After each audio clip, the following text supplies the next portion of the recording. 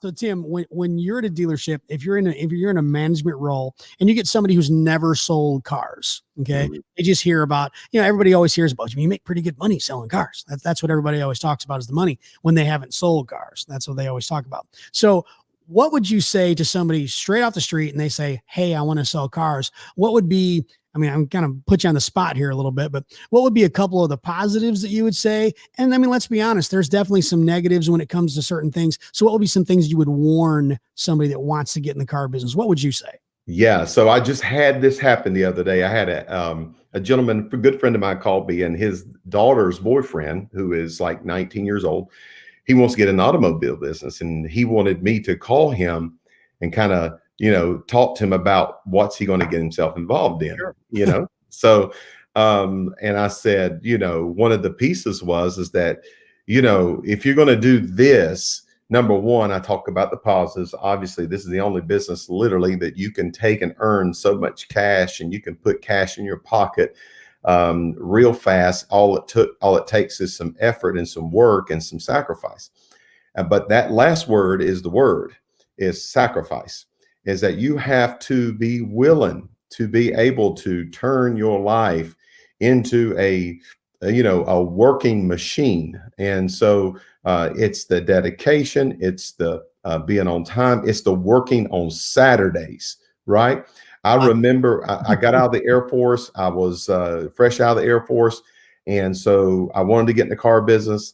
And then I realized after that first 2-3 months that my weekends were done, right? I was no more a weekend dude. So meaning that I could not go run with my friends. I couldn't be out partying all the time. I couldn't be going to the concert on Saturday afternoon at the open pavilion. None of that stuff was going down with me because I was in the automotive business and I wanted to succeed. And so I had to know that. Actually, it was really good for me at that time, but it's sacrificial. And I think that's the piece of it. And you got to be able to know that every day is game day. So you can't hide in a cubicle somewhere. You can't just go be a loner all by yourself. You got to be in front of people all the time. And so you evaluate people's personalities. And so what kind of personality are you? Are you a type A? Do you like to get out there and run? Do you like to get out there in front of people? Do you have a lot of energy? Do you enjoy conversation? Do you enjoy people? Right. And so, but it's the sacrifice, man. Listen, I've never met a part-time salesperson make a bunch of money. But it's the sacrifice. And there are very few folks that I can sit here and say who have used the car business connected to me that really, I'm going to say a few. There's a few folks out of a group of guys that I watched get into the business. There's only a few left still in the business. Yeah. Those ones still in the business are making more money than the ones now today that jumped out of it. All right. And they're making good money for themselves, their families, they're putting their kids through college. And they've got great lives. I think that's Paul, and every one of them will tell you that they never could have done what they've done, they never could have made what they've made in the automotive business, doing something of trade or something else that maybe someone else was going to give them. The car business became a way of life for them, and it has to become a way of life. You got to breathe this stuff. You got to get in it. You got to live it, love it. It's got to be a part of you. You got to, you got to breathe it in, breathe it out kind of deal. You got to go home, you got to stay up late trying to deprogram the day and what you got working. You wake up ready to plan the day. You're ready to go after it again.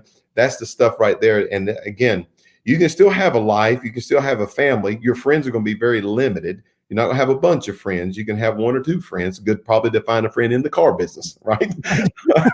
So, but that's it, and then they have to be willing to make that decision. And listen, I'll say this again. I've got 4 friends of mine that got in the car business the same time as I did. All right. And these guys are still in it. There may have been 20 of them that we knew that got into it, and only 4 of them stuck with it. And over the last 24 years are still doing it. They're very successful in what they do. And they're closers. Okay. They're not order takers. These guys are closers, and meaning that they're that type A, and that's where you make your money in the car business. You got to really work on crafting your closing skills. And when you become a closer, you become one of the best assets in the automotive business. You can write your own ticket. You can get your own checks. when you become that kind of person. And that's the deal with the car business. Learn to close. The day you learn to close, that you could you can do anything in the automotive business. I think that is a perfect way to wrap up the show, Tim. Those three words: learn to close. That's a huge step in the car business. Wouldn't you agree? Yes, I firmly, Paul, agree. And if I could speak on to that real quick before we Yeah, close. absolutely. One of the big, when I got into it, I watched, my cousin was an F&I guy. And so I had an insight there, but I had some really good people around me too that I could watch. And I had some older car guys that really could master that. They just had these little small techniques that they used. And then I began to, and I didn't have, listen, we didn't have the Cardone series and the education. Then it was on the asphalts where you learn the craft. Sure. Right. And so these guys really began to, I watched them and I studied them. It is an art to it. And I teach this even where I go in dealerships around the country. Just the other day, I was down in Fort Lauderdale at Sawgrass, and I was in Tampa the other day. And any store I go into, whether Atlanta, anywhere, I get me a couple young salespeople, and we sit there and I have a conversation with them. And I talk about how this business can make you money. And then I talk about the art of the close. I said, there is a very easy art to learn, but it is pattern thinking. You just got to learn how to maneuver and how to steer. Okay. You're driving the deal. No one else is driving it for you. You got to know that you're behind the wheel of every car deal. Okay. So when a person shows up and they've got a dog and they're just walking the lot, they don't really want to buy nothing today. You got to get behind the driver's seat. Okay. You can't let them drive you around that car lot. You got to drive them around the car lot. You take control of that deal, then you become the closer.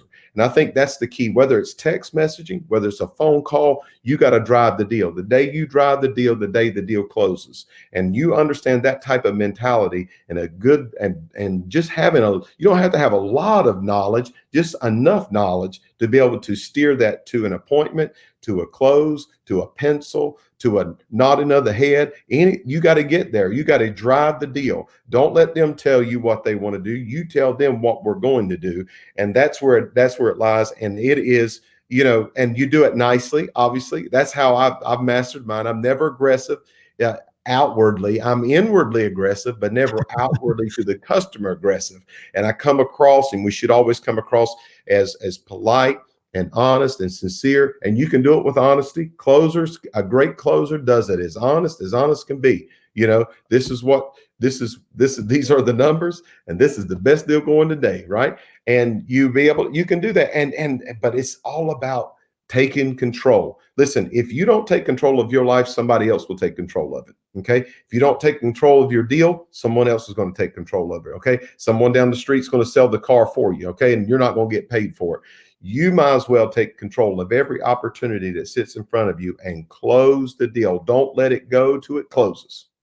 Holy moly. That was fantastic, Tim. I just got to give you that kudos. That was awesome. We got to make sure we use that as a clip.